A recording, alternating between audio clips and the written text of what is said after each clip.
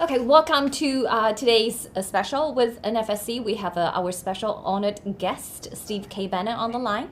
And we have prepared a few questions for you, Steve. Do you want to say hello to our audience before we start? Yes, in Memorial Day weekend, I want to thank everybody, the start of summer, and looking forward to always being on NFC Speaks and getting ready for our special on the evening of 3 June and 4 June. Mm-hmm. Yes, so you mentioned the special event that's happening as we're approaching the 36th anniversary of the June 4th student movement. The CCP actually secretly arrested over 40 students and professors from Peking University on May 21st. Their crime? Submitting a patriotic letter to the party titled "To the Safety and Survival of Our Nation." So my question to you, Steve, is why such an extreme response?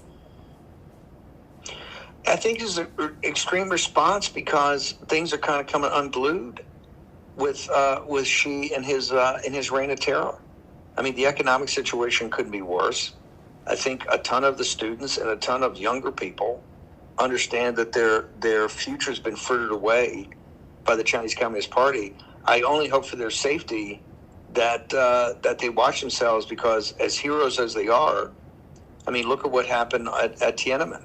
Mm-hmm. These people are brutal and they're very vicious. I think what's ironic is that the same month this is happening, just yesterday, Hong Kong University, the Science and Technology part of Hong Kong University, put out a welcome to any of the foreign students that have been thrown out of Harvard.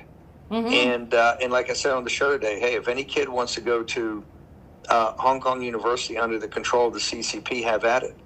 But that's why all the young people in mainland want to get the hell out and get to an American university and hopefully stay in the United States of America. So I think it's very ironic that this is happening at the same time. But the only thing I would do is caution these patriotic young people just to be very careful, because the CCP is more vicious than ever than disappearing people. Mm-hmm. Absolutely. I want to make comments because, Peking University has historical records of political activism that dates back to 1919, the May 4th movement, the student movement. So do you believe that Xi Jinping actually is scared of this possibly becoming the second student movement? Of course he's scared. Remember, at Tiananmen, it was really the Student Art League, but also at the Peking University, they had a tremendous amount of, Miles will tell you, because the first time Miles got rolled up and his brother was after Tiananmen. This is when Miles was put into prison. And Miles will tell you 2/3 of the crowd at Tiananmen were students or people of student age. So no, a lot of the revolts have always come from student dissidents and people that wanted their freedom. That's what I'm saying. If you look at the way these things have been put down in the past by the regime, I just think you have to be very careful. But I think it's very ironic that in the same month of doing this to students who want freedom and liberty, they're also trying to welcome people, saying, "Oh, look at the United States. Trump is a fascist and Trump is a villain in doing this." Yeah, exactly. And I want to follow up on the details of the letter. Expressed concern that Miles has support from numerous high-ranking party members and insiders.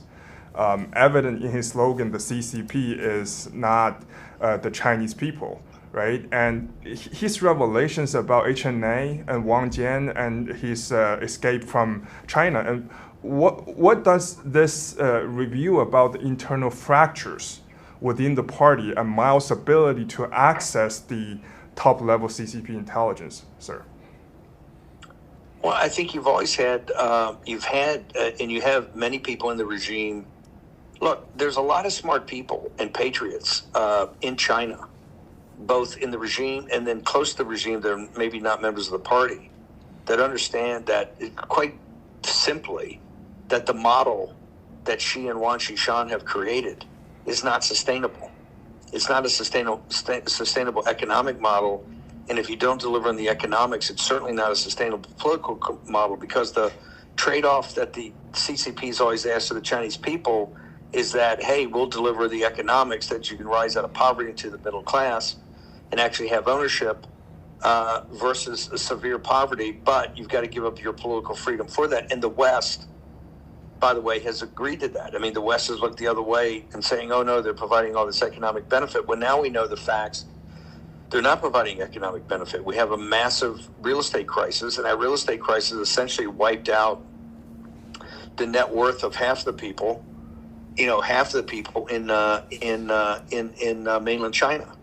And so they haven't delivered on the economic part of it. They cannot, with all the help they get, they still cannot jumpstart the consumer part of the economy, so they don't have to be so export driven. And the reason is Lao Beijing do not trust the regime, and that's why they save so much money, because they realize there's going to be no social safety net for them when they retire. And with the one-child policy, there's not enough people to follow them and their families, and the Chinese are traditionally about large families.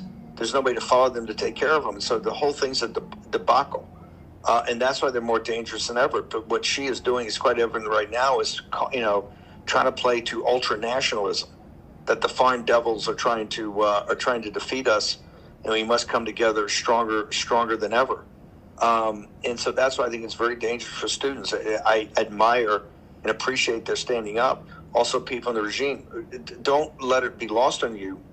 The reason that they came after Miles, even before I knew him, why was Miles Guo considered an enemy of the regime immediately? Because he went to London and then to New York, and he went up on YouTube and Facebook and others. And we know now there's evidence that Zuckerberg took guidance from state security to shut Miles down. Why? Because Miles was doing videos that exposed the regime at the highest levels. And these videos had incredible amount of detail of what we call receipts.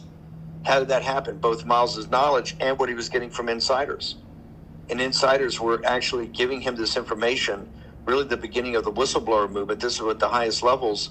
And Miles was promulgating that plus his own knowledge. And that's why on YouTube, Twitter, and Facebook, they made a major effort to shut him down. And we now know from documented records that just came up in Senator Grassley's hearing over the last week is that the state security worked with Zuckerberg, who in fact took Miles Guo down and shut him down on Facebook. Mm-hmm. And so there's always, and I think that's gotten worse over time. That was, think about it, that was 9 years ago. It's gotten worse over time as the economic situation has gotten worse. And certain people, don't let it be lost in the audience, particularly in the mainland. The regime at the highest level spend half of their time taking the money they've stolen from Lao Beijing and trying to money launder it out of the country. Because they want it in London, they want it in New York, they want it in Switzerland, they want it anywhere but in China. They do not reinvest their own personal cash in China. They basically, in China, their ownership is what they just grab as officials with corruption of being senior cadre of the Chinese Communist Party. When they generate cash themselves, the first thing they try to do is either get it into gold, get it into crypto, or get it somehow out of China and into real assets, real estate in the West End of London or in Midtown Manhattan, and or in Swiss bank accounts and other ways they can keep the money outside the country beyond the reach of the Chinese Communist Party. Miles Guo was the first one to report all that. He also was the first one to report on the tremendous wealth of the five factions that control the Chinese Communist Party. These people, these individual families and leaders, are wealthier than the wealthiest sheiks in the Gulf Emirates. And he's the first one to point it out. And that's only continued even when he's incarcerated. It's still continued that people reach out to him constantly with updates of what's happening to the regime. And the regime now, this is why they put such tough credit controls and such tough money controls, and particularly crypto controls and ownership of gold. They understand that the basic underlying business model they have for the country is not sustainable, and that smart cadre members are trying to get their money out. Yeah. You know what, Steve, I think you mentioned about irony. I think there's one key irony here that I've observed is this is a patriotic letter, okay? But this arrest is such a secrecy. So I understand that the information that Roy just shared with you that listed on the letter is actually indirectly promoting Miles Guo. Okay, so this is probably, I think, why Xi Jinping and the CCP approached this arrest in secret, because they don't want accidentally promoting Miles Guo, giving those CCP members right now under high pressure cook within the CCP party a place, an alternative to vet, okay, their grievance and vent their resentment. Do you agree? I do agree. I mean, I think I think that also is ironic. Look, the reason Miles is in prison is because the CCP worked with the corrupt Justice Department and corrupt federal court system to make sure that he got into prison. I mean, the trial was a joke. If you read the transcripts of the trial, it was a complete joke, and the government's really witness tampering and really essentially written dialogue to these witnesses to testify was a complete joke. Look, the regime cannot bear the witness of Chinese, of Lao Beijing and or people that know the regime talking about what they've done to basically rape and pillage the economy around the Chinese people, and particularly how they've hoarded their wealth. That's what Miles's stock and trade was. That's how Miles became such a major figure in the West. This is why the Voice of America that now we're cleaning out, the Voice of America shut down. The only live interview they've ever shut down was with Miles. And why? It was talking about HSA. And Miles Guo was telling about how it was a $1 trillion scam, basically created by the Chinese Communist Party to money launder with American banks. 100% of the stuff he said was true. Later, that was all proven out, right? Yes. As they came after to sue him, he countersued, and they all dropped their suits and ran away and then admitted wrongdoing. Yeah. So, no, he's always been incredibly powerful because he knows the details of how the regime runs. And so it's always been a high priority to make sure they shut him down. And what the last thing they want is a younger generation of people that would actually look to Miles for leadership, and particularly for knowledge and information. Yeah, absolutely. It speaks to the level of paranoia, of the Xi Jinping and his cadre members at this particular sensitive hang time. on, but paranoia. When you say paranoia, Ava, it's interesting to use that term, because paranoia would be if they were worried and overly concerned about that stuff that was false, that they were paranoid about it could be misinterpreted. I think this is different. I think this is actually fear, and it's justified fear, because they understand what they've done. They understand what they've done to the Chinese people. They understand what they've done to Lao Beijing, how they've raped the economy. I mean, we had this previous week, some of the people from Epoch Times, the following going on with our people that cover the Vatican about the Vatican secret deal, but particularly about the live organ harvesting. And it was one of the biggest shows we've had. The response was unbelievable. Although people have talked about live organ harvesting for years, it just reinforced to people how terrible, how awful, how brutal this dictatorship is, and how they really, the people that they take it out of, the brutality on the worst are the Chinese people. And so, no, I'm not so sure he's paranoid. I think he actually is justified in his fear, because he understands if all this was to come out, the regime would be overthrown in 100 days. So he's not paranoid about something that people would misinterpret or would get wrong, and I'm nervous because they're going to have false information and accuse me. He's worried because they're going to get real information from the whistleblower movement, from Miles Guo, from New Federal State of China, and others that are in this kind of broader coalition to free the Lao Beijing. And they understand that if this information is fully out there and Lao Beijing was empowered, the regime itself would probably last for 100 days. I absolutely agree with you, Steve. I think this extreme response to arrest those deemed CCP loyalists are overborne, and this is completely out of his fear, and it's probably substantiated by the next level of by the other information I will share with you from the letter. So the letter's author also expressed their view that the whistleblower movement Miles Guo sparked has had a greater impact than, quote, 1,000 troops and 10,000 horses. This is a Chinese expression describing a massive military force. So what makes Miles' actions so impactful that they would compare them to a powerful army? Steve? Well, Well, I think it's an army of the awakened. And remember, you said something at the top. I think it's very important that people remember.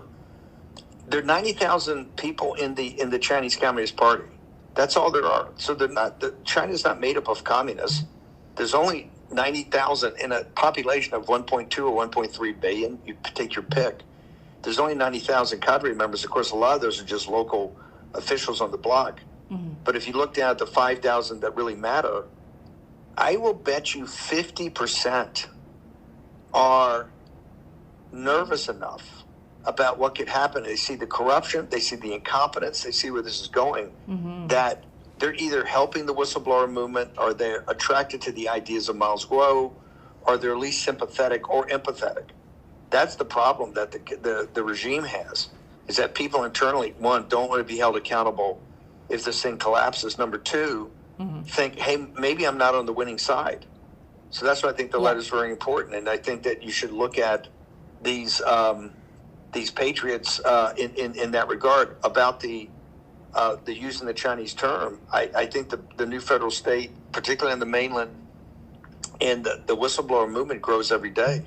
Absolutely. I can tell that from our traffic, and I can tell that from our support on Gettr, that this is very, very, very, it's quite obvious that this movement's growing every day. I can tell it by when we put videos up or we do segments of the show, they get tremendous response. And so I think they're quite worried about this, and they're worried about legions of actual people joining the whistleblower movement, or legions of people just joining together in mainland China and working to, behind the scenes, actively overthrow the regime. Absolutely. Yes, and the engagements are so crazy right now. The daily sign-up went up like 7 times compared to last month on Gettr. Yes. And yes. I want to follow up on the content of the letter again. The authors of the letter were also very afraid of you, Mr. Bannon, stating that Miles Guo's connection with you and Bill Gertz was likely arranged by senior members of the party who are anti-CCP. And since you're here with us today, why don't you just tell us how exactly you met Miles? I met Miles after I left the White House in the fall of 2017, and it was very interesting. I was at the Breitbart Embassy where we do the War Room today. I was working, at that time I was running, gone back and taken over Breitbart as the executive chairman, and there was a big event happening in D.C., and that was Miles Guo was going to do a live. This is after he had been shut down live in an interview with Voice America for the first time in history.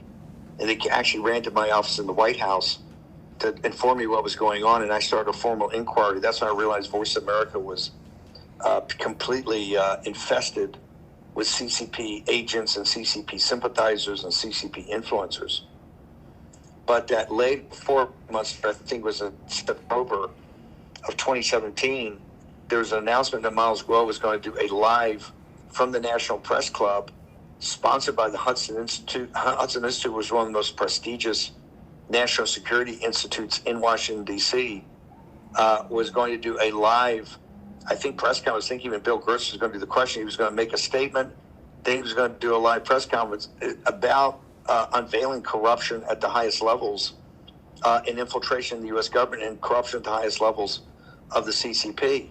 And, of course, we were going to cover it, and actually we were setting up to, although we just had the website at the time, live stream it, and also have our correspondents there. When national news broke that the thing had been canceled at the last second, and it had been canceled because they'd had a DDoS attack on the Hudson Institute website, I think on the National Press Club's website, and a bunch of law firms had been attacked. Miles' law firm, it had been a massive cyber attack that clearly came from the CCP. Mm-hmm. And it was huge news. And so when this was canceled, Bill Gertz contacted me and said, hey, would you be interested in meeting Miles? This is Bill Gertz I've known work with, who's certainly the most anti-CCP guy around. And I said, what? And he said, he's getting back over to the Hay Adams Hotel. And then I went over and met Miles and really spent about the next 5 or 6 hours just with Bill Gertz, having Miles tell me the entire story. And it was absolutely amazing. I mean, he's one of the most impressive men I've ever met in his story and knowledge of the CCP, given I had pretty good knowledge. And Gertz was one of the smartest guys. We were blown away by the depth of detail and he told me what he was about to present, and it actually shocked me. And I could understand why the CCP shut it down. What had shocked me is that more people hadn't gotten together to make sure that could actually be put forward to the American people, because everything Miles told the American people, whether it's about the CCP in Hong Kong, whether it's about the pandemic, whether it's about their infiltration techniques, everything Miles about stolen wealth, everything Miles Gore has told us has been correct. So that was an important day, because the CCP essentially had a military attack, a cyber attack in this regard, which is, as you know, we have a cyber command, a combatant command in the American military. One big command depending on half, because cyber and Chinese military doctrine, cyber, this is one of the things we do about all the issues the CCP have into the infrastructure of the United States. And so this was the really first, I think, outright cyber assault of the Third World War of the Chinese Communist Party against the American people, and actually shutting down the Hudson Institute, National Press, major law firms, in an assault to make sure that Miles Grove couldn't have a repeat of the April interview on Voice of America. Remember, the Voice of America interview, I think it was supposed to be an hour, and I think or an hour or two, and Miles was 45 minutes into it. 3 hours. Miles almost an hour into it was shut down. And they didn't want, obviously, they wanted Miles to come and give 2 seconds of interview here. So it was a major event, and that's how I met Miles. So no, it was the exact opposite of the CCP. Although I don't doubt for a second, given Miles's level of information, and particularly what he was prepared to tell that day. And if you look back at HSA and what he knew about the biggest financial scam that's hit China in 30 years. He clearly knew that from people that were inside the Chinese Communist Party, particularly the finance ministry, to know the level of detail he had. Miles had people leaking him information, and there were actual whistleblowers. So yeah, I think we prove, and Miles and the movement prove again and again that our intel is strictly coming from within the CCP. And this letter, the content of the letter, shed a really obvious fact that the CCP has cracked all over the place within the system, and our help and hope is actually within the Chinese Communist Party. So with the students' movement anniversary coming, and also the anniversary of Nfsc coming, is there anything else you want to share with us before we end today's show? Yeah, I think it's very important to understand that I've never seen, on 2 levels, the CCP is more than ever trying to establish footholds throughout the world, in Europe, in Latin America, in the Middle East. They're on basically a crusade to make sure they've got their claws in everywhere. And I also think at the same time that one of the reasons they're doing that is that story they can try to sell to people back home. I think the internal financial situation of the Chinese Communist Party, in particular regards to people's economic betterment, because you've seen these protests at these factories. We know that the terrorist President Trump coming in has had brutal impact on them. The Chinese Communist Party is rapidly putting all this effort into AI and robotics because they want to get rid of the Chinese worker. They think the Chinese worker is not an asset for them. They think the Chinese worker is now a liability. This is a major acknowledgement, because the Chinese people realize that. They realize, why are we spending so much time on artificial intelligence? Why are we spending so much on robotics when we have so many people here who could work and, quite frankly, are not working at the level they could and not generating the incomes they can? So there's a crisis for the regime, and that crisis is just simply unsustainable. This also gets back to, look, as many financial problems we have, because we're the world's prime reserve currency, we can kind of get by with it. It comes at a burden, but we can get by with it. The Chinese Communist Party is absolutely dedicated to this BRICS movement, and particularly the Rio reset, where they're desperately trying to get either the petrodollar or something away from the American dollar and get the yuan actually more accepted, which is very difficult because people don't want it. The Chinese people don't even want to hold it. They want to hold gold, crypto, or U.S. dollars. So for the whistleblower movement and for people that support Lao Baixing in their efforts to overthrow these guys, now I think is one of the best times in the world. What we've been working on for 10 and 20 years is really coming to fruition. And I don't think it could be a better timing for the commemoration of the revolt in Tiananmen than the next couple of weeks. Yes. Thank you so much. Yeah, thank you, Steve. The events is the most censored events in the history of humankind. So we're looking forward to talking to you in the coming weeks. And thank you very much. And you have a great long weekend. Thank you. That's one of my favorite times doing the show with you guys. Thank you. By the way, it gets tremendous traffic. When you guys get it up, get it to me. We'll push it hard. So Awesome. Thank you. We'll do that. Appreciate Thank you. it. Bye-bye. Bye-bye. So that's it for today's special with Stephen K. Bannon, the founder of the new federal state of China. I'm Ava, and this is Roy. So we see you here next week. Bye-bye.